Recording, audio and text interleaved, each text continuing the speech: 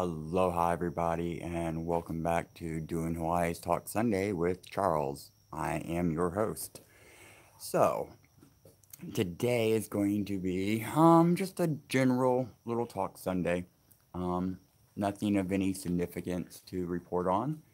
So we're just going to talk about a few things. First, we'll talk about. Oh, hi Taz. Hey, how you doing?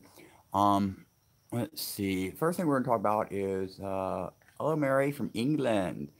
Um, is my drone license. Still working on that. Going through the study course. Good morning. Um, Hi, Rebecca. Uh, I'm at 52% completion on my study course. We've moved through airport operations, and now we're moving into basically radio procedures. So that's going to be fun. When I was a kid, I used to do CB radio, which was very interesting. Talk to people all over the place, and sometimes we'd have this phenomena called skip, and it's where the radio waves actually bounce off of the ionosphere and the clouds and will literally let you talk great distances.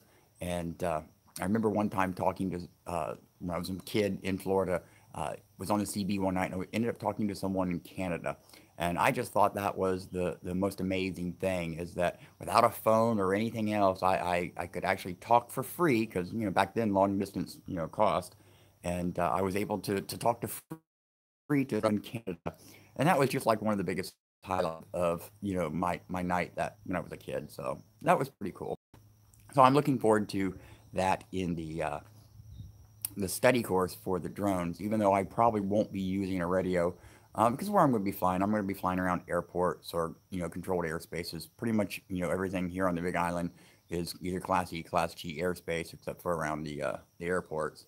So that gives me a lot of freedom. So I'm really excited about getting the license so I can get this drone up in the air and show you the footage from the air.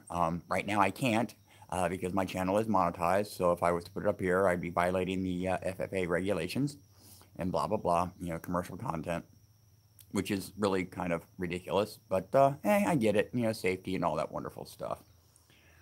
So that's pretty much where we are on license, which we are getting further. It's taking a while, and I'm probably gonna have to go back and do a refresher before I actually take my test because I've actually taken longer to do the study course than I wanted to. But with the mixing of everything else and all the things I have to do, all the little projects I got going for y'all, it doesn't leave a lot of time. So this is literally becoming a full-time job for me. So I've got to figure out how to balance that with my regular work life, but we'll figure it out. So, with that said, let's go in and take a look at some of the comments because people have joined, and we're talking about the weather. I see. Hi, Robin. Hi, Claire. Hi, Rebecca. Um, snow, snow. Just got done shoveling snow. We have snow. So apparently there's snow everywhere else but here in Hawaii. Well, actually, I don't. There might be some snow here. Up on Mauna Kea every year usually. Actually, I remember one year we had snow on Mauna Kea in July, and that was just so funny to look up at the mountain in July and see this white cap on it. Hi, Shafee. You got snow too. So apparently we're having a snow day. Well, that sounds like fun. Okay, not really. I don't like the snow. I don't like the cold. So I've always said that if I ever lived up north, you'd find me frozen to the doorknob dead trying to get back inside. Aloha, Kira.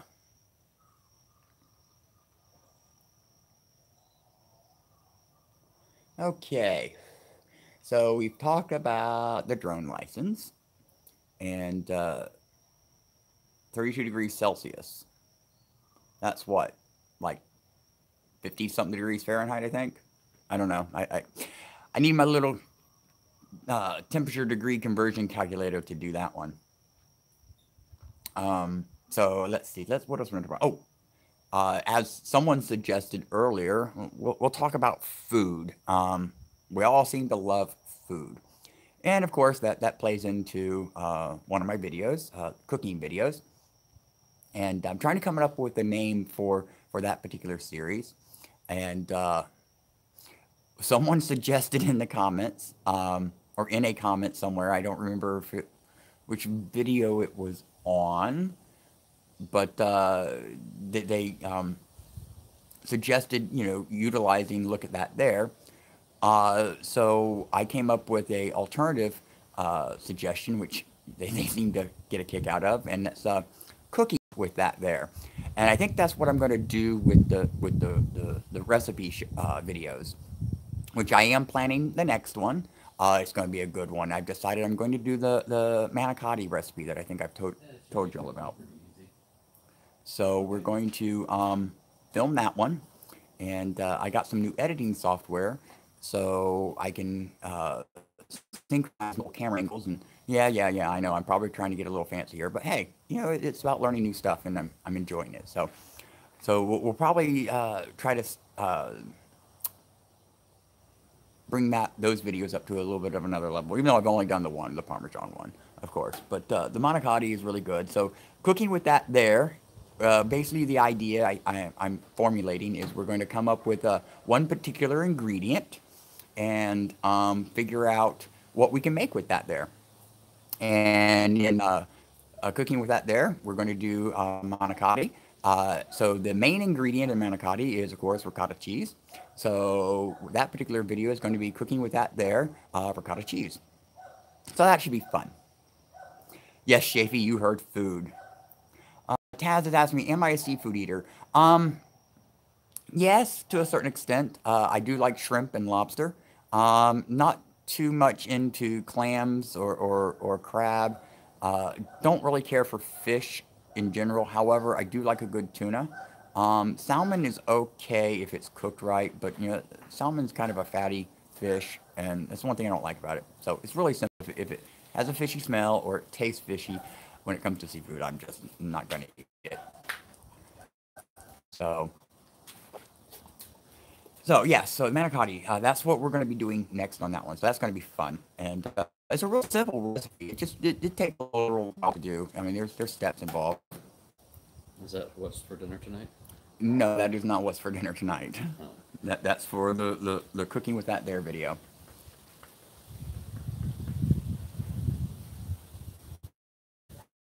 Okay, so let's see. We've talked about the drone's license. We've talked about cooking with that there. So let's talk about really kind of put a lot into that one. Really enjoyed it, making it. That was actually the first video of the year, and yes, that was Goliath, and it was actually done in the new version of my software, updated version, and so it was a little bit of a learning curve in it, which is what took a little bit longer to get it out. But some of the new editing abilities I have are just spectacular. And so I've spent the last few days working on some new channel graphics, some new intros and outros. I don't know if you've also noticed, I've changed my wall art on the main channel as well. We've got some new graphics there. So not only is the channel art banner different, I don't know if you've noticed, but the avatar icon, the petroglyph man in the rainbow circle, is a little bit different as well, which I think came out very nice. I'm very happy with it. Taz, yes, he's done with the first tour, but I do believe he has a secondary one later this afternoon. So he'll be heading out again.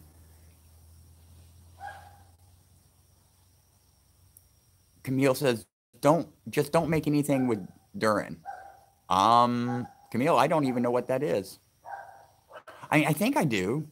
It's like, it's familiar, but I can't place it. So what is Durin, Camille?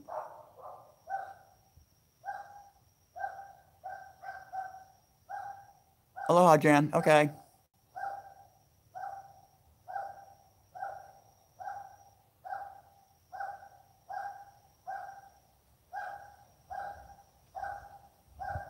Boy, is it that windy, Claire? That you're afraid your fences are going to come down? Are you all having some type of winter storm or something like that?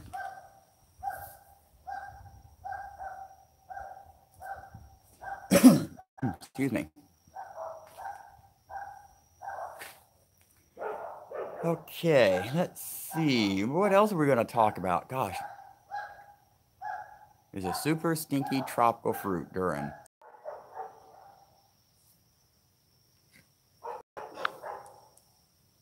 Goodness, where YouTube sometimes. Okay, I think I'm back. Am I back? Can anybody hear me?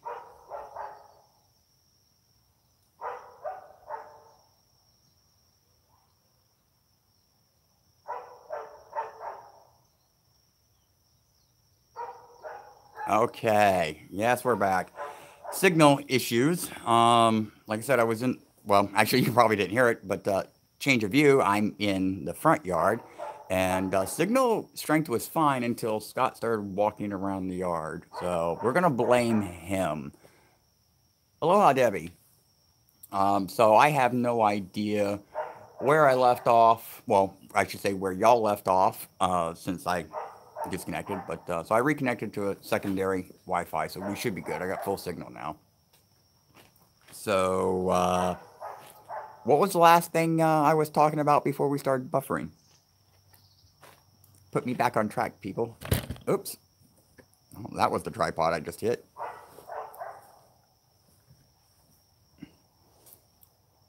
Afternoon, Jackie. Barking dog. Stinky fruit. Okay, you're right. That's what we're talking about. Okay, barking dog. No, the dogs you hear barking is the neighbor's dog across the street. They they're very quiet dogs usually. They tend to only bark when there's someone out on the street around the gates. So they do a very good job in alerting us when there's someone out there. Um, Goliath does a pretty good job about that too, but he does get distracted. Don't worry, Rebecca. I'm not going to drop you. I am a lot more cautious about those things than other people you may know. Anyways, idea is being in the front yard. I wanted to show you the beautiful anthuriums we got growing over there underneath the hapu fern. So yes, they survived the D9 Holocaust, uh, but that's only because they were nowhere near it. And my yard is full of anthuriums and heliconia, and of course hapu ferns. They're amazing. So the big fern you see right there, that's a hapu fern. And then we got of course, the anthuriums there. And then I got this other little flower here. It produces these pinkish purple little berries type things, which they're very pretty. I have no idea what it's called though. I'm sure one of you out there do.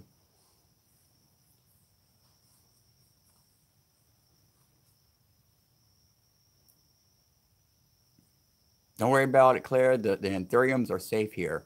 Actually, Peter came over a couple days ago, and we let him harvest quite a few. I think he took 4 or 5 of them with him. But he saw my white anthuriums, and I'm like, no, no, no, no, you can't have those. But it's because it's still a young. I got 3 plants now that are producing the white ones, so I didn't want to break them up. They need to be able to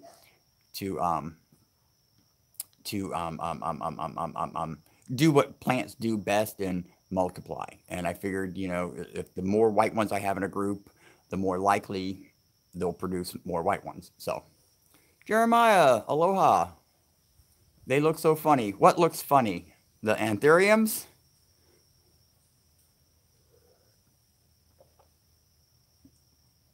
They are kind of a funny looking flower, I have to agree.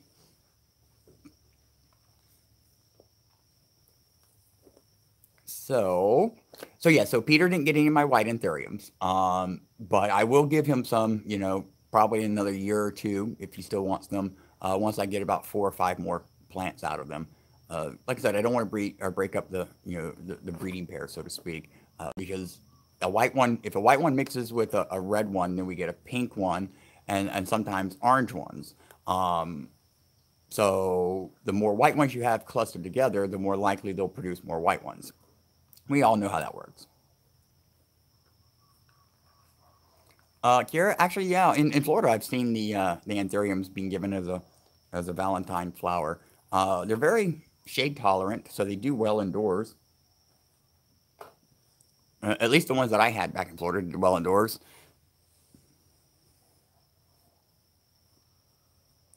Debbie, no, the white ones produce nothing but the white flowers with the usually with a pink little middle stem out of them. You know how the red one over there's got the yellow little stem thing coming out of it? The white ones usually produce a pink little stem versus the yellow.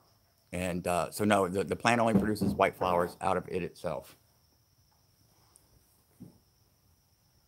Yes, they are, Debbie.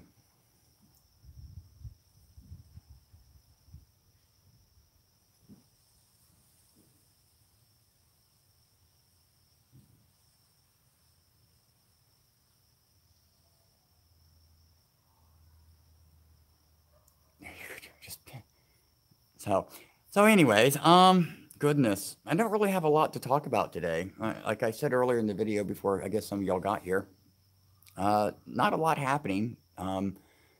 Domestically, things are quiet. Community wise, things are relatively quiet. But of course, I pulled myself out of that drama loop. So I really have no idea what's going on. And it is wonderful. You know, they say ignorance is bliss. Uh, and in this particular case, I think it is.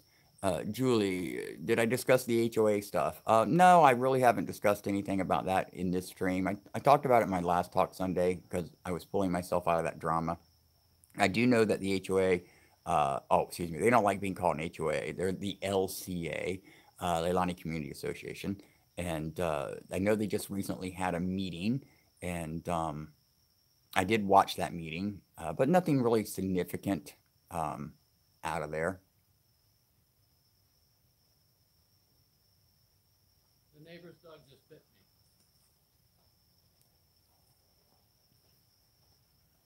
me. Well, apparently Scott just got bit by the neighbor's dog. I, Huh? I'm just telling them apparently you just got bit by the neighbor's dog. I did. He broke skin on my foot. Well, well, you need to go treat it. He's not bleeding. Hi, Katie. Sorry, got a little distracted. Asking for a friend what's for dinner. That's funny, Dana. Let me guess. Is Dee on the Facebook group asking what's for dinner? She put you up to it. I know she did. She's always working that way.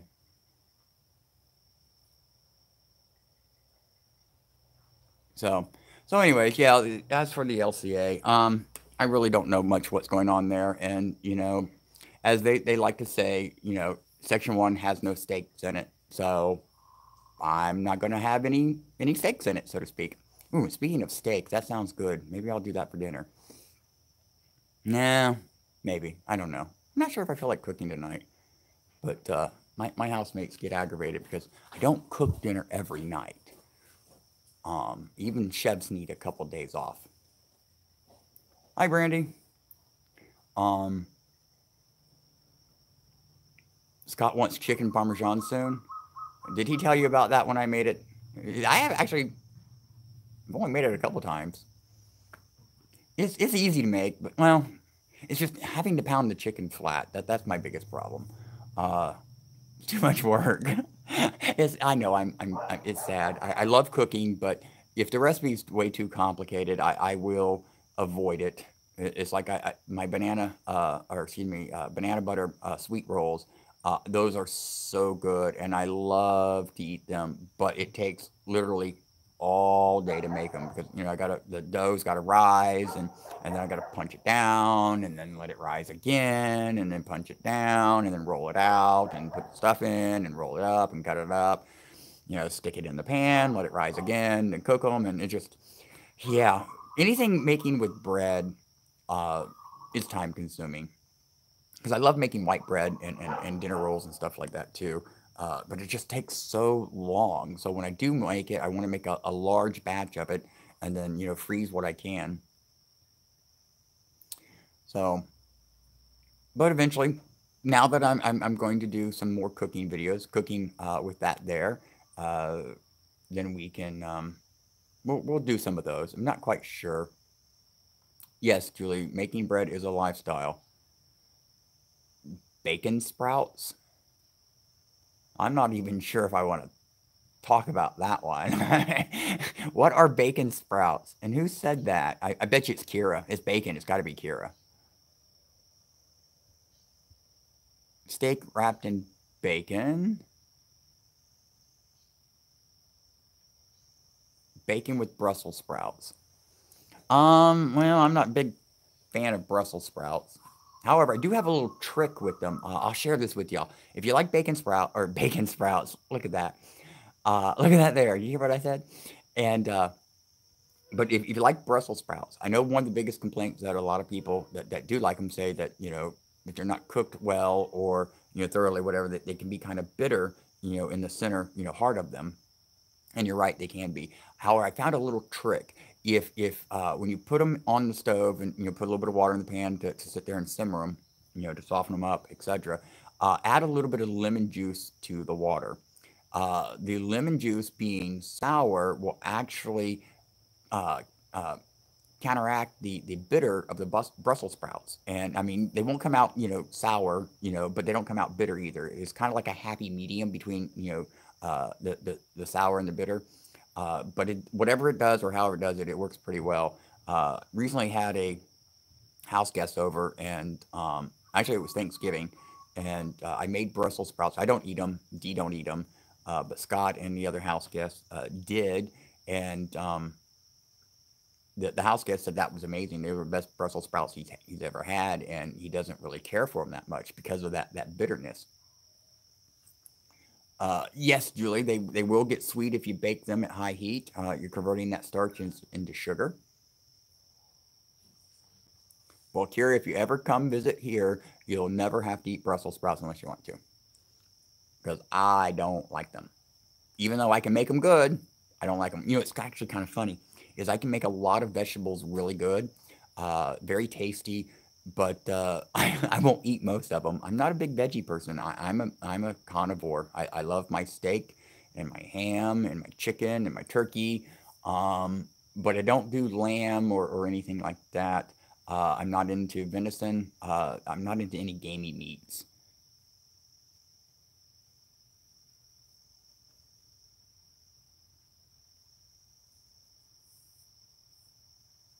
Well, you're welcome, Gwen.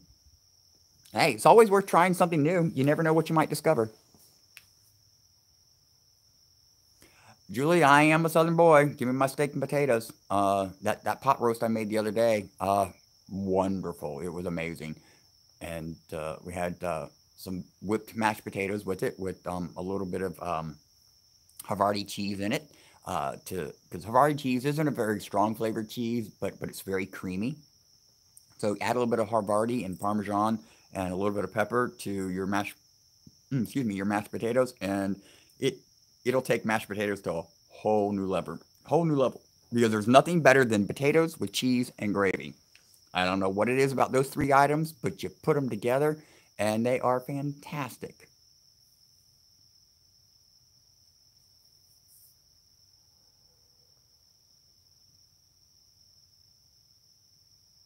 Salmon can be a little bit pricey, and actually, Linda, that's kind of interesting that you bring that up, because that's something I wanted to point out here. Though I live on an island in the middle of the Pacific Ocean that is teeming with sea life, seafood here is very expensive. I've never understood that. In Florida, I've lived by, next to, fishing towns before, and seafood was always like the cheapest go-to thing you could do.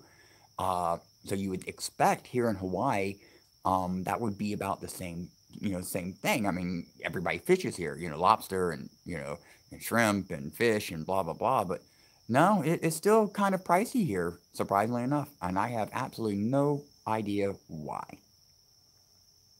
Oh, Shafee says chicken and dumplings.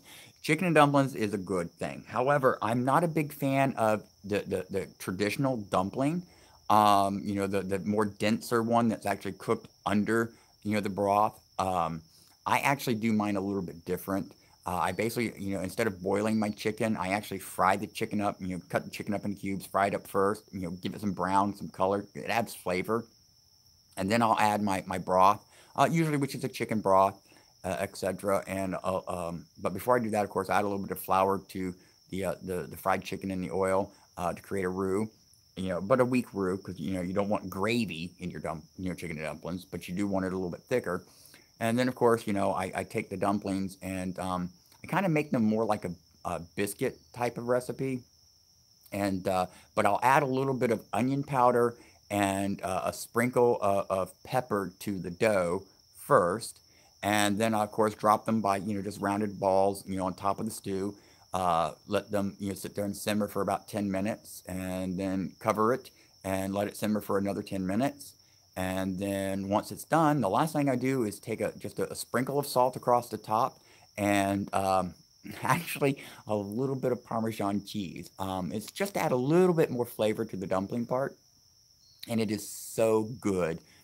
So I don't know if you could actually call it traditional chicken and dumplings, but it's a remake. That's for sure. But it is very very good.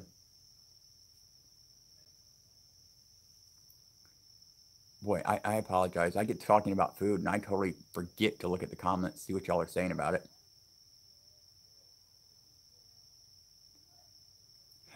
Yeah, Clara, they can be light, but you know, I'm a Southern boy. Chicken and dumplings is kind of a staple dish, and every way I've had it, the dumplings are just I don't like the the the, the density of them. They're too pasty for the most part. I mean, they're good, but it's just I don't know. I like more of a fluffy type dumpling. The consistency of a biscuit. But hey, to each their own. But I like to take other recipes and kind of make them my own. Change them up for a little bit. So I actually have a few recipes I do in a kind of a deconstructive style. Instead of all the ingredients being together, I kind of cook them on the side, and so you're kind of tasting all the different flavors that are supposed to be mixed together, but individually. So a live cooking show, Kira. Um, I don't know if, excuse me, I don't know if a live cooking show would be a good way to go. Simply because sometimes when I'm cooking, my language can get a little inappropriate, especially when things aren't quite going the way I want them to. Timing, or someone comes into the kitchen, because I have a rule. Actually, I got a couple rules when it comes to my kitchen. It's real simple. Uh, he who cooks does not do dishes. And when I'm cooking, stay out of the kitchen, because if I turn around and you're standing there in my way, I get very irate, because it's a timing thing. It's like a performance. I've got things on the stove timing. They got 5 minutes, and then I got to do this, and then 5 minutes more, I got to do something else. So when I turn around to get a tool or a dish or ingredients, and someone's in my way, they screw up all that timing. So I don't like people in my kitchen when I'm cooking. Now, if you're in there helping to cook, that's one thing, but you will be assigned a little station, and you will be expected to stay in your 3 foot by 3 foot area. So that way I know you will never cross my path, because when I'm in the kitchen, I kind of, I'm all over the place.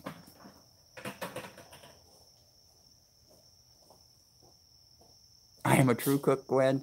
Well, yeah, I guess I am. I've been cooking for myself since I was a teenager. Kira, I'm not like the soup Nazi. The um, I am the gravy Nazi. If you, if you make me mad, then it's no food for you. It's really simple. Yes, Claire. Actually, cooking with that there. That's kind of what I think I'm going to title it. Yes, no matter who you're cooking for, or whoever's cooking for you, you should be nice to them. I mean, they are cooking your food. They could do things to that food and you would Oh yeah. never know it. Of course, I would never do that, because as a cook, I really uh, take, I don't want to say it's a Hippocratic oath to do no harm, but that's basically what it is. I will make sure that everything is safe and clean and properly cooked. And if it's not, you won't get it. Oh, Wendy Lou, wow, thank you so much. She says, buy some exotic ingredients and show us the results. Um, okay, gosh, I don't know. I'll have to put up a poll, or a question in the comment tabs, asking uh, in the third cooking with that there video, what ingredients should I seek out? I'm taking those with me. Because the next one is going to be the manicotti, and there's no exotic ingredients. I guess the most exotic ingredient in that one is going to be what? Oh gosh, it would be one of the cheeses, either the Parmesan or the ricotta, but I don't really consider any of those exotic. ostrich, ostrich, ostrich. I'm not sure what to say about that, Claire. Ostrich, cooking ostrich, ostrich eggs, or just ostrich to because it's out there. I don't know. Julie, yes, I use real Parmesan and real ricotta. I don't do that, shaker cheese, stuff by that one company. No, if it's not, if the cheese isn't on the block and have to be, grated, to use it, then I'm not a big fan.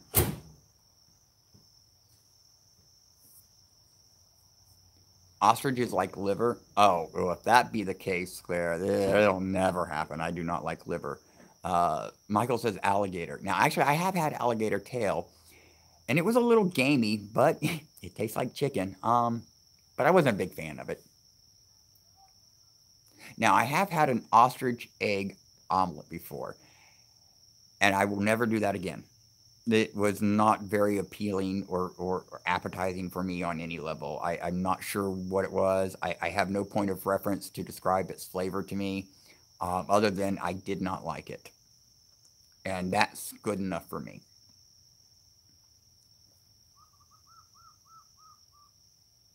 Yes, we do have a lot of beef cows here. Actually, just recently, the grocery store trip, we got a bunch of grass-fed beef. And the first time I tried the grass-fed beef from Hawaii, I wasn't a big fan of it. There was just a flavor to it I didn't like. However, this next batch that we recently got is actually pretty decent, and I'm surprised. It cooked up very nicely, but and everything. So, some local Hawaiian ingredients. Yes, that's kind of the idea. I mean, it is doing Hawaii, so I would like to start learning how to cook with some Hawaiian stuff. I do know a few things. One of my favorite things is a roasted chicken breast that's been wrapped in a banana leaf and a tea leaf, and then roasted in the oven for about 45 minutes, I think it is, something like that. And it's funny. A lot of Hawaiians use the banana leaf and the tea leaf to wrap meats and stuff to bake and roast and things of that nature, and it adds an amazing flavor. But what's really weird though is while it's cooking, it almost smells like popcorn, uh, but not a good popcorn. It's actually kind of a I don't want to say it's a bad popcorn smell, but it is kind of in that cooking corn aroma, but it tastes nothing like that. So we'll probably maybe do some roasted chicken or something, um, using the banana leaves and the tea leaves to show y'all how that's done. Actually, Noi, I am definitely going to be asking her about some of that stuff. We've talked about it in the past, I do believe. Some of the things that they use. One of the things that I would like to try is poi. Now, I know a lot of people have had bad experience with poi. They don't like the flavor, things like that. Um, but I think if you have it done properly and traditionally, it might be good. And poi is basically made from the root of the taro plant, uh, or taro, however you want to pronounce it. Um, which I think y'all have seen maybe some photos of the purple, leaf-looking plant. That's purple taro.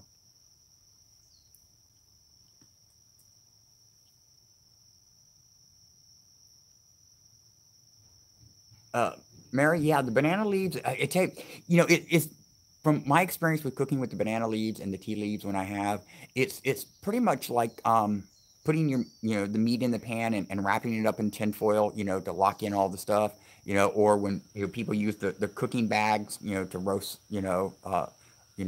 turkey in or chicken in or something like that.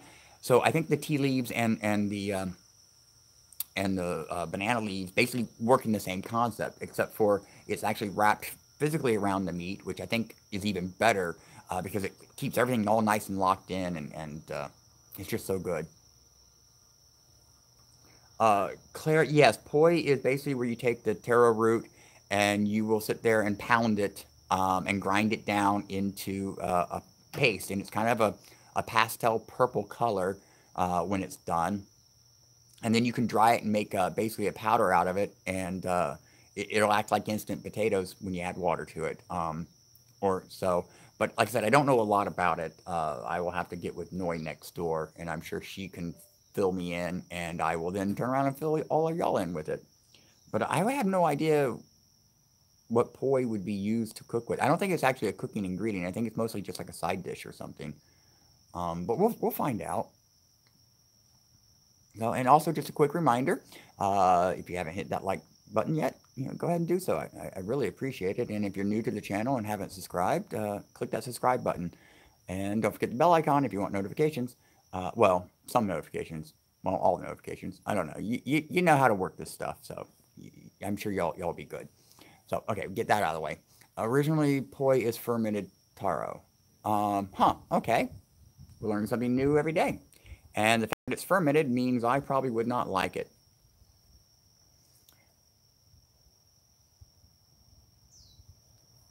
Yeah, Noi's been busy. She's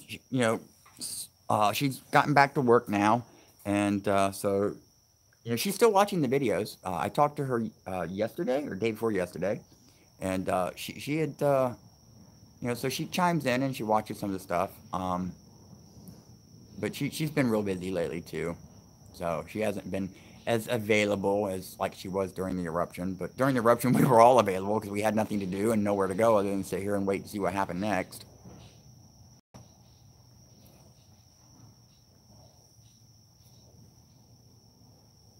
Yeah, she's doing just fine, Claire. So she'll probably tune in later tonight and check out this live stream. And so if you want to say hi to Noi, say hi to Noi, and hopefully she'll see it.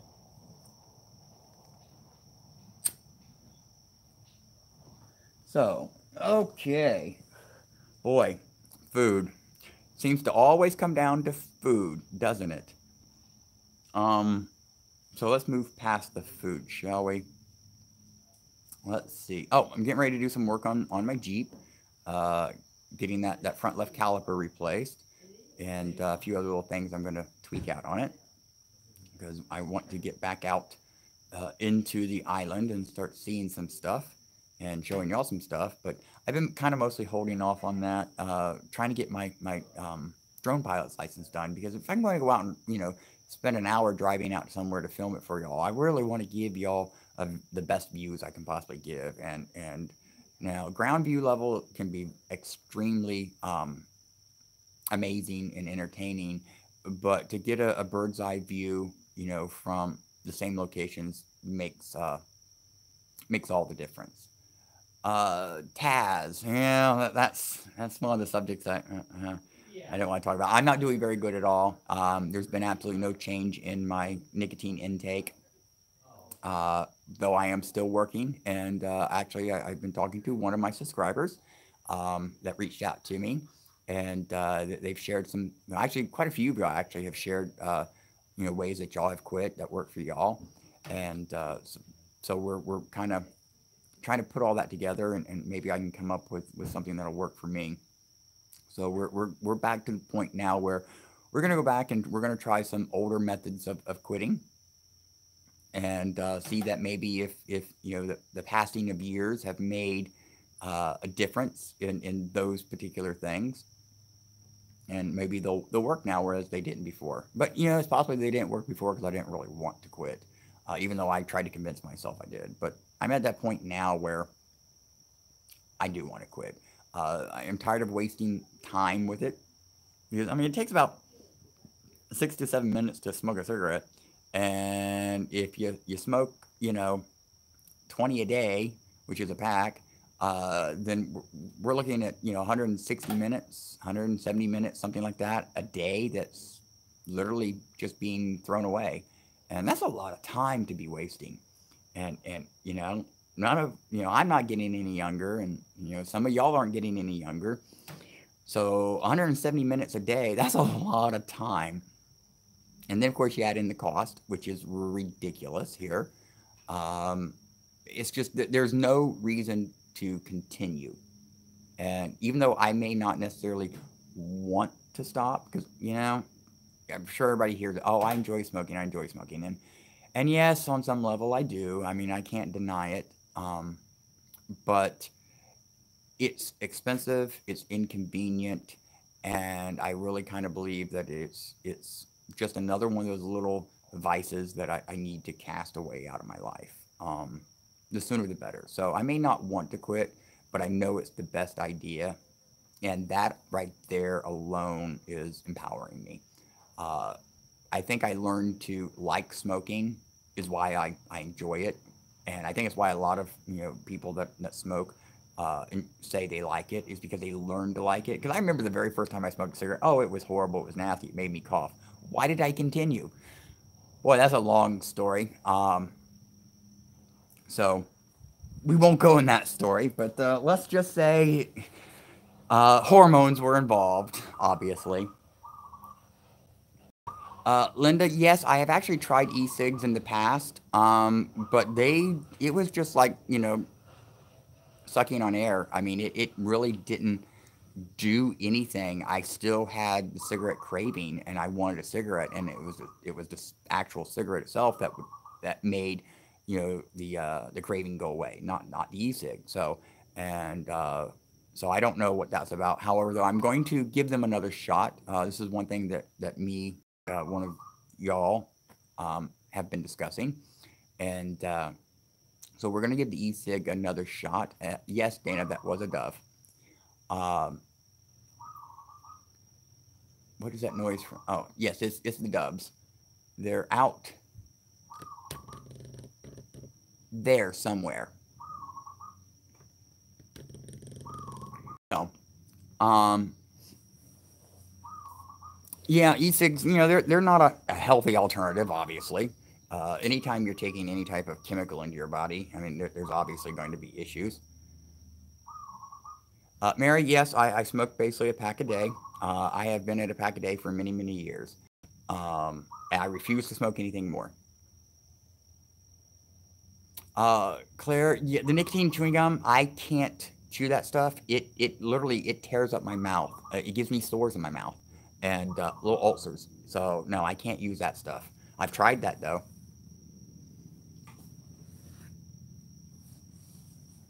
Yeah, Linda, see, that's what I'm thinking about the e-cig too. I'm thinking in this particular case, brand may be the difference. Higher quality, ingredients or more percentage. I mean, I really don't know.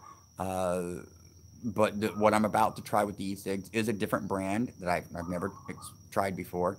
So we're going to give it a shot. It will either help, it'll make no difference, or it won't work at all, I guess. I really don't know what to expect, but we're going to give it a shot. Barbara, hello, aloha, welcome. Mary, actually, I've tried that. I actually put myself on a program that they use, well, the same technique and procedures that they use on newborns that are born addicted to drugs, unfortunately.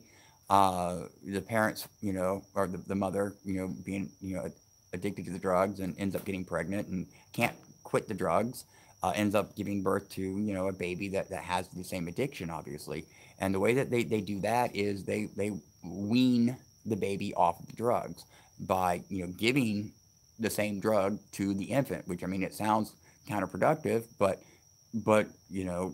that's the way they do it. And so they give little amounts, and then as the days pass, they lower the amount of the chemical that they give the infant and keep lowering it every day a little bit, little bit, little bit. And in like 30 days, they basically whittle it down to 0% of active ingredient, and the baby is able to break the addiction. However, it's not a pleasant experience for any of the staff or the parents, simply because the baby will cry for a month incessantly wanting the drug. Just like, us smokers, we don't get our cigarette, we get a little frustrated and irate and irritable and moody and blah, blah, blah. So I've tried that method, and I actually got down to about 5 cigarettes a day, and I was so close and I was so excited about it. And then, of course, something happened, drama, drama, drama, stress levels went up, and right back to where I started. And that's the biggest problem, I guess, with smoking is it is a stress management device, and that's what makes it even harder. So first, got to eliminate all the stress and the drama, which is exactly what I've been doing. And yeah, yeah, Barbara, I know that's pretty much the way that they do it for any drug. It's just when I lived in Florida, and I had friends that were in the medical industry there, and so they told me about the procedures and everything they do, and it's really amazing. It's a shame that they have to do that, but I get it. Drugs, it doesn't matter what drug, nicotine, heroin, crystal meth, they're all horrible stuff, and but they alter the brain, and your literally brain will lie to you about things. It's funny. It's so easy to lie to ourselves, and we do it all the time. And when it comes to addictions, it's even worse because it's like those addictions capitalize on that aspect of our psychology of lying to ourselves, and we will reason and justify and lie and do everything we can in order to maintain the addiction, even though we know it's harmful to us. It's just amazing how that works. Julie, yeah, exercise is good. The problem with exercise though is if exercise makes me want to have a cigarette even more. But that's not an excuse not to exercise. So that's why I want to quit, so I can go out and I can explore the island. I can show you all these things and not have to worry about stopping for a cigarette. Because of course Scott and Dee, they hate it too. We'll be driving somewhere and 30, 40 minutes into the drive, it's like, okay, find a place to stop. I want to smoke a cigarette. And all they want to do is just get to where we're going. So, it's going to help me. It's going to help them. Just do a live on YouTube whenever you want a cigarette. That don't quite work as well as you would think it would because sitting here talking to you makes me want to have a cigarette. And I'm behind the camera, so you can't see what I'm doing. But let me assure you that I am failing the quitting. Oh, hold on, we got traffic coming through. Wave to Scott as he leaves, everybody.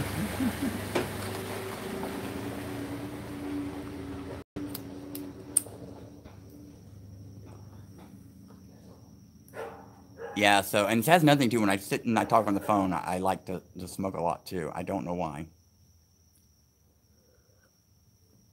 Julie, I will accept that offer. All of y'all can be my sponsor. So when I'm actually at the point where I'm actually going to try to physically quit again, I will be more than happy to let all of y'all know. And you can offer me all the positive encouragement you want. I would definitely appreciate it. But you got to be constructive with it. Because a lot of smokers, when you even when you try to be positive and encouraging and supportive, uh, while going through the withdrawal, it'll be taken negatively. A lot of smokers are trying to quit. Actually get irritated with the friends and family that are trying to encourage them and keep them on track, because it starts feeling like we're being nagged at. But that's all part of the addiction. It's our brain trying to give us a reason to smoke. Again, like, well, you don't understand, you don't get it, you're just stressing me out, so I'm going to go smoke a cigarette. And that's just the way it works. It's horrible. It's horrible. I mean, boy, I could do some of those anti-smoking commercials, couldn't I? Um, but isn't that the ironic thing? Needlepoint? No, Barbara, I don't think needlepoint will help me at all. or crochet or knitting, because when I'm idle, that's when I really want to smoke more. Or when I'm being creative, actually. So unfortunately, smoking has been tied to a lot of my favorite habits, and that's where I'm going to have to really work the hardest, I think. So we'll bribe us with something we really, really want. Boy, Wendy, am I that transparent? I can be bribed easily. All right, maybe I can, maybe I can't. But you're more than willing to, or more than welcome to try. JP, what about using Chantix? Actually, I have considered the Chantix multiple times. I think I've thought about it at least 100 times already. However, every time I do my research on it, I hear some of these horror stories. Chantix has a psychological component, and I'm not real sure if I want to run that risk uh, of and of course, and it has some vivid dream issues and sleepwalking issues, and there's so I'm not really a pharmaceutical type of person. I would rather try to find a different way. But ultimately, once I've exhausted all my other options and I've tried them multiple times, and if it turns out that I still haven't been able to succeed, that will be my last option, and that's exactly what it will be. Is my last option.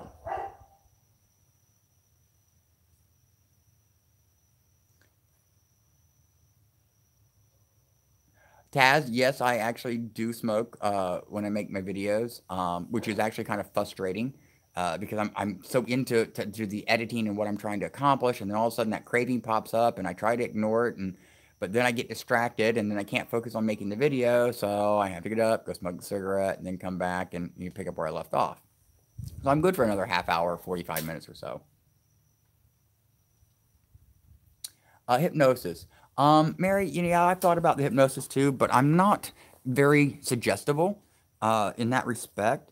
The I'm not trying to get too political or conspiracy theorist here, but commercials on TV, they use a very subtle style of suggestion to encourage you to buy their products, of course. And it's the one thing I just cannot stand the most is commercials on TV because I see right through the things that they're trying to say, or what they're trying to make my brain associate with their product, and it just irritates the living crap out of me because I can see it's just they just want my money, and I see that in the commercials. And the prescriptions, the pharmaceutical commercials, oh, they're the worst. Oh, take our pill for this and that, and you'll feel better. But oh, here's the list of side effects. So you're gonna have a possible of a 50 different, unpleasant things, which could be part of the problem you're taking the medicine for in the first place. It's just it's like I remember seeing one pill, commercial for it was a pill for nausea or something like that, and one of the side effects was ulcers, stomach bleeding, and nausea and diarrhea. I think I would rather just be nauseous. It's one of the things. So, okay, let's go through the comments and take a look. See what's been saying. When you get your license, send your cigarettes up where you can't reach them, Claire. Well, that's a good idea, but Claire, everything that goes up must come down. So that's not going to work very well for me. My dad quit cold turkey because doctor said he must or else. Yeah, Barbara, I don't want to get to that point. But that's exactly where I'm heading. A pack of cigarettes is now $25 Australian. Wow, that's expensive even when you do the conversion. Here they're anywhere between $9 and $12 a pack, depending where you get them. Uh, I remember in Florida, I thought they were expensive there, and then when I moved here, it was double. I mean, literally double the cost. And I was like, oh yeah, that'll be enough encouragement to make me quit. Unfortunately, there's that same old issue. I even heard my mom say it. She was a smoker for many years, and she always said, "Oh, well, when they get to $2 a pack, I'm quitting." Well, they got to $2 a pack and she didn't quit. Oh, when they get to $3 a pack, I'm quitting. They got $3 a pack and she didn't quit. So the same thing, of course, unfortunately, works with me. I say, oh, when they get to $5 a pack, I'm going to quit. I didn't. When they get to $6 a pack, I'm going to quit. They didn't. Now here I am at $10 a pack, and I still haven't quit. So it's not about the money. That's just another one of the little problems with it.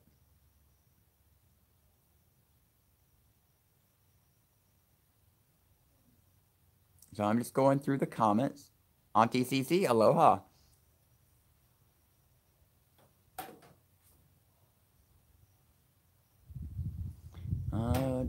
Yes, Diane. Everybody is being very positive and encouraging with me trying to kick the habit. Yeah, Mary, I know with the right person, but see, that's the hard part, finding the right person. Um, so it's something I will check into. It's on the list. Just because I think it might fail doesn't necessarily mean it will. See, Julie, I totally agree. Every medicine has side effects, so it's the risk reward. Does the benefits outweigh the negatives? and then, it's worth it. But even then, sometimes the benefits or the negatives are just way too risky for the benefit.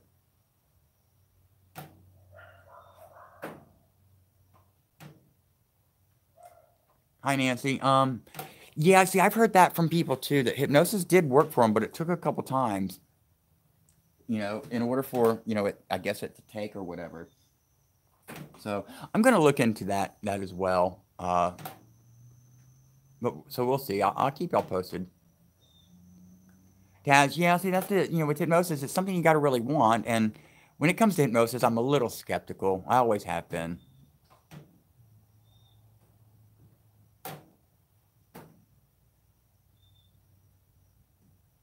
Witty Lou, you're absolutely right. She says I just stopped and kept reminding myself that they were just a bit of paper wrapped around a bit of vegetation, and surely I was a sentient being stronger than that. Yeah, I totally agree. I am very big on willpower and self determination. You can do anything you set your mind to. So the choice is to quit smoking. The action is to actually attempt to quit, and hopefully the results will be, a non-smoker. It's the action part that I'm having the issue with, because it's such a powerful addiction. I mean, it really is. I don't think people realize, just, especially non-smokers that's never smoked, they have no clue. I mean, it might as well, be a heroin addict, because it's just as bad. If I don't get my nicotine fix, I go through physical, discomfort over it, and it's ridiculous. Drop them in Fissure 8. That's a good idea, but they still sell them at the stores, so until they quit selling them in the stores, it's just not going to be that easy. Thank you, Taz. I appreciate that. So when am I going to do a cooking video, Dana? Uh, well, here soon. I've actually, like I said, I'm going to do the manicotti, but I do have another video that I want to do. I'm not going to tell y'all about it right now, so we're going to keep that for a suspenseful surprise. Julie, if I can quit smoking, then I would actually love to be able to put that money in a jar for that type of, big plan, big goal type thing.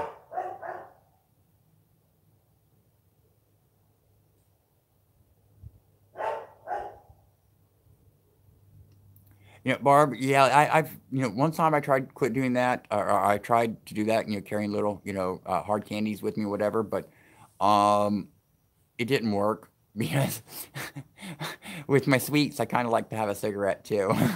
So it's just a really complicated, psychological, fix I've got myself in over it. And of course, you hear me making excuses, and that's part of the addiction. For every reason y'all can, or for every option that y'all can propose, my addicted nicotine brain can find an excuse as to why it won't work for me, or why I won't try it. It's just ridiculous.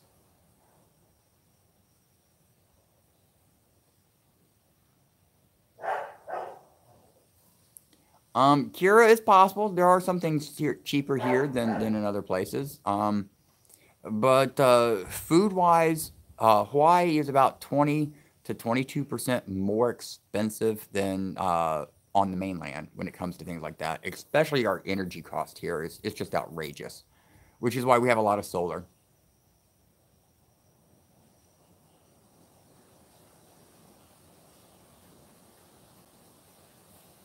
I'm just going through the comments again, everybody.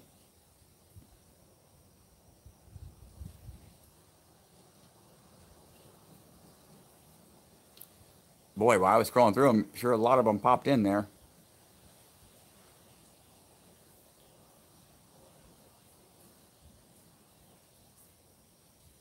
Okay, so it looks like we're back to food, and we're now on spirits. And when I say spirits, I don't mean the ghostly kind. Hello, 7-7. Not, hold on. I'm going to get this. Hold on. It vanished. There it is. Not, not, Toluca. Not, not, not Tiluca. Okay, I tried 777. I still ain't quite figured out how to pronounce the other part of your name there. Noctiluca? No. Oh well. Anyways, moving on. Oh, Kira has Hawaii beat for electric bills. Really? Is energy cost that much more expensive there? I mean, we're paying anywhere between I think it's 32 and 8 cents a kilowatt here, U.S.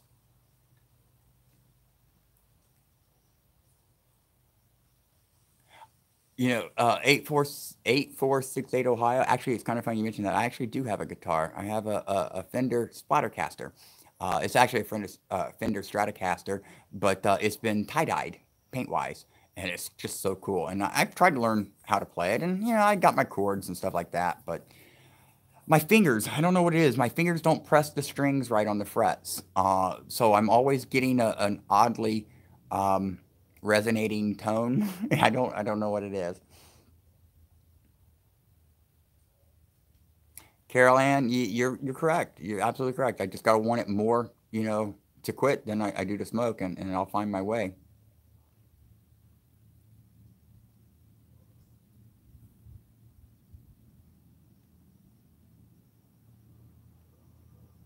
See, Linda, that's a good reason to give up alcohol too. Actually, I'm not an alcohol consumer. I don't like alcohol.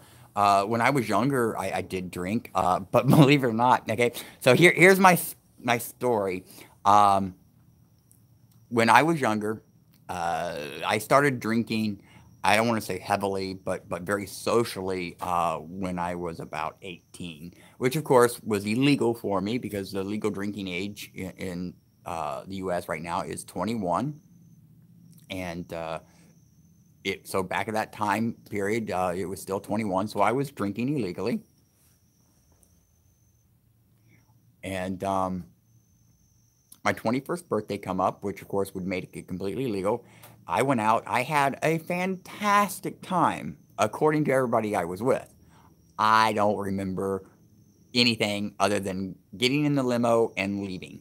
That's all I remember.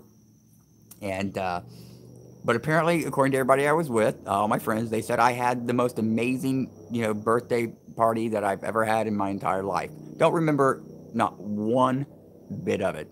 And that's the last time I drank. I quit smoking on my 21st birthday. Uh, and it wasn't because I didn't remember it. It's just there was no challenge in it no more, I guess. You know, I didn't have to find someone to go buy it for me. You know, I didn't have to worry about hiding it from the cops. You know, so it kind of lost its appeal in that particular respect. So I'm a non-drinker, but I am a smoker. So nobody's perfect.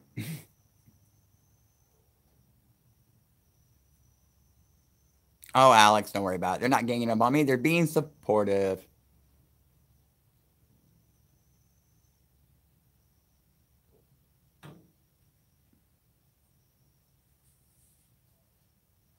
Oh, you just got solar panels, Jan? Excellent.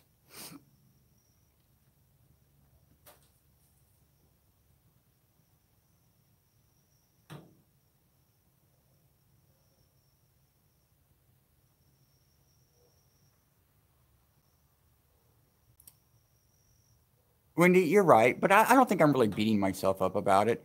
I am trying to keep it, you know, in the foreground of my thoughts.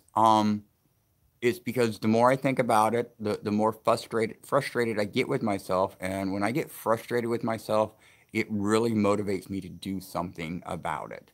So the more I think about it, the more I keep it in the foreground, you know, my forethought, uh, the more focused I'll be on it, and the more motivated I will to actually, or motivated would be to actually do something about it. So it's a good thing. It's all good.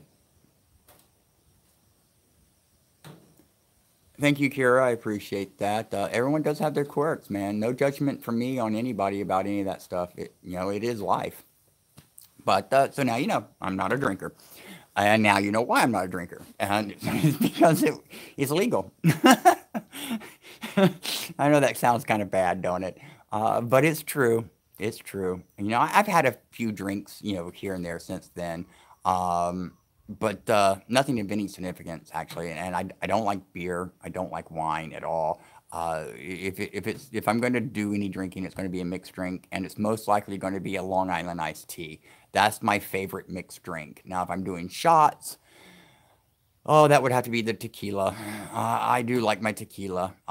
However, though, I do have to stay away from certain whiskeys like Jack Daniels. I don't know what it is, but I think I maybe shared this story with y'all before. When I had first met my friend D, I'd come into where she was working, and had been drinking, and I'd been drinking Jack Daniels, and I was a very mean, nasty, um, rude individual to her, and it's still my biggest shame in that respect of our friendship. Which of course I apologize for, and made amends, and we've been friends ever since. I mean, this is like in the first 3 weeks that we knew each other. So I don't drink Jack Daniels. Actually, because of that situation, I quit drinking Jack Daniels. Because of what it did to me. And I don't understand why I did that. Because other whiskeys, like Jim Beam, um, that didn't bother me very much. Southern Comfort, those didn't bother me, anything like that. It's just the Jack Daniels, man. It made me a mean drunk, and I don't like that. I like to be a happy person. Long Island iced teas and tequila for me. Yeah, this is a good combination, actually.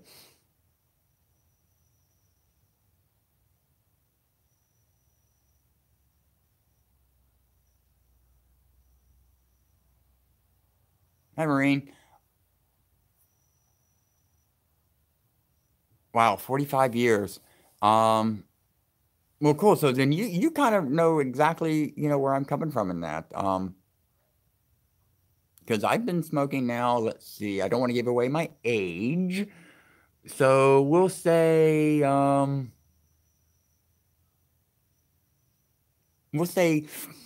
somewhere around 3 decades. We'll put it that way. And it's long overdue. But anyways, gosh, I didn't want this chat to be about that. Uh,